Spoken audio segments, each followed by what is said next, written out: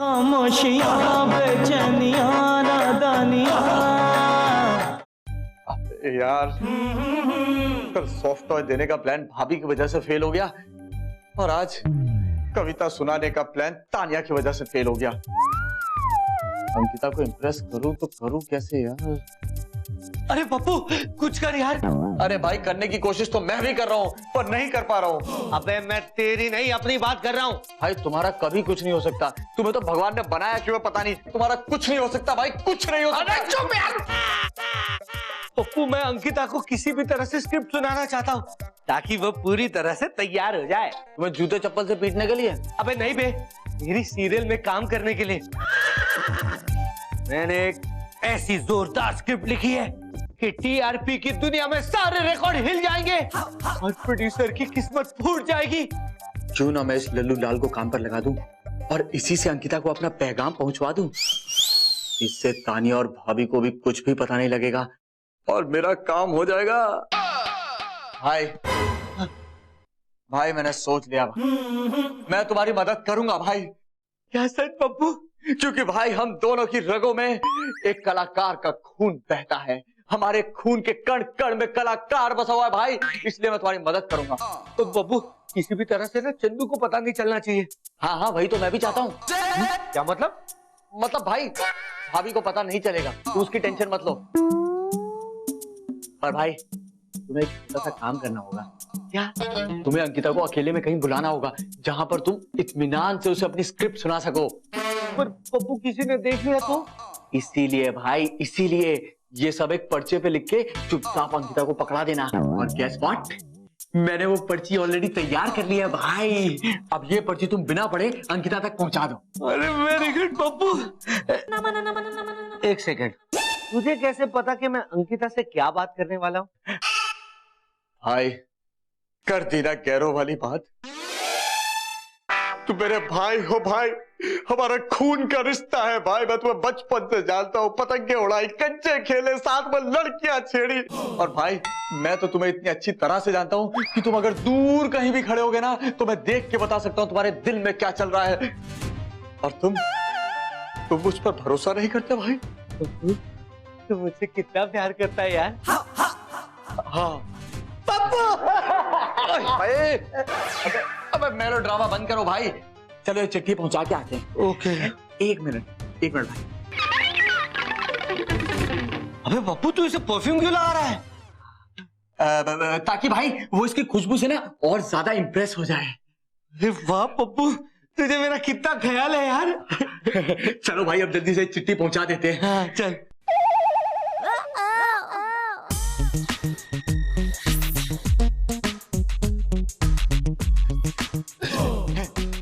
अबे पप्पू मैं वहां पर नहीं जाऊंगा यार, मुझे इस बॉडीगार्ड से बहुत डर लगता है। अरे भाई डर तो उसे तुमसे लगना चाहिए। क्या? तुम उससे मत डरो भाई, इसका भी एक उपाय है मेरे पास। क्या उपाय है? इसे वो डराएगा जिससे पूरी दुनिया डरती है। कौन? वो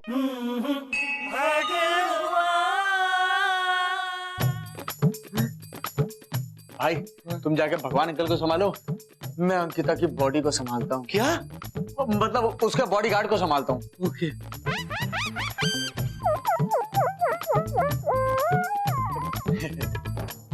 बॉडीगार्ड साहब आपको पता है एक बहुत ही खतरनाक आदमी है जो टीवी एक्ट्रेसेस को काट लेता है। वो देखिए, आप उसे देख रहे हैं?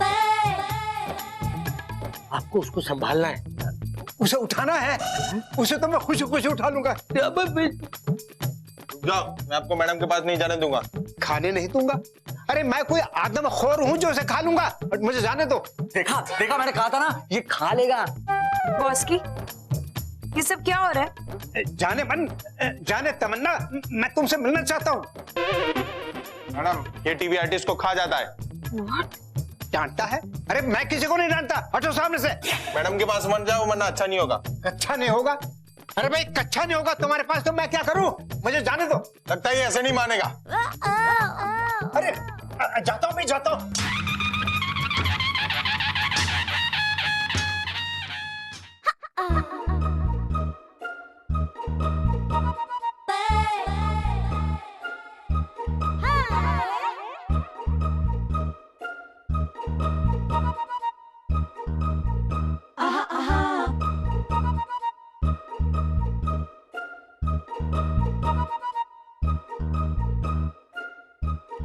अंकिता, पहला पैगाम भूल जाना, इस पैगाम पर गौर फरमाना। सिर्फ एक बार मुझसे अकेले में मिलने आना, और मेरा दिल जो आजमाना मैं सिखा दूंगा। तुम्हें जिंदगी भर मुस्कुराना, बस एक मौका दो मेरे प्यार को, मेरी जाने जाना। लाल गुलाब लेकर खड़ा होगा ये तेरा परवाना। या तो मेरे प्यार में कोई शायर हो गया, या किसी शायर को मुझसे प्यार हो गया। हाय हाय हाय। अच्छा, तो उस सीरियल की स्क्रिप्ट तो मैं ही लिखूंगा। नंदू भी तो राइटर है, कहीं उसने तो ये नहीं नहीं, ये सब ठीक नहीं है। आखिर वो मेरे बचपन की सहेली का पति है। कोई बात नहीं, शायद एक दिन की खुमारी है, फिर मेरे जाने के बाद सब कुछ ठीक हो जाए।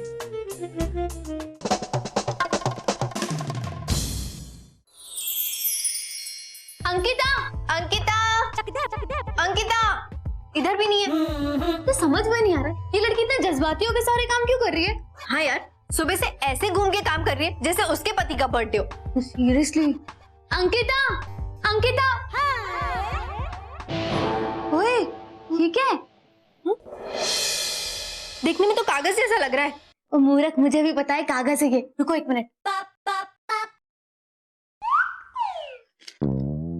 एक सेकेंड, याद आया, मैंने ऐसी चिट ना नंदू भाई को देते हुए देखा था उस अंकिता को। क्या? इधर दे, देखो इसमें क्या लिखा है। तो ये माजरा है, इसीलिए कल रात को नंदू अंकिता के कमरे के बाहर था और आज भी सुबह से उसके आगे पीछे मंडरा रहा है। No. चंदू दीदी, दुनिया के ना सारे मर्द ऐसे होते हैं। उस पप्पू को ही देख लो, जब से लार टपकाते घूम रहा है उस अंकिता के पीछे। एक मिनट, अब मुझे समझ में आया कि ये अंकिता क्यों इतना कुछ कर रही है नंदू के लिए। यार आप गलत समझ रहे हो, नंदू भाई ऐसे नहीं है। नहीं, मैं सब सही समझ रही हूँ। तुझे पता है अंकिता बचपन से मुझे हराना चाहती थी, इसीलिए आज भी वो मेरे पति को मुझसे चुराना चाहती है। नंदू ने उसे मिलने के लिए बुलाया ना, अब मैं जाके नंदू से मिलती हूँ। अब चंदू दीदी, कुछ तो गड़बड़ पक्की है।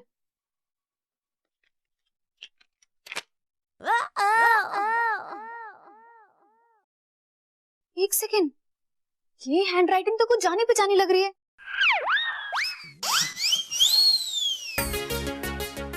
पप्पू की हैंडराइटिंग, इसका मतलब कि पप्पू ने लिखा है। इसकी तो मैंने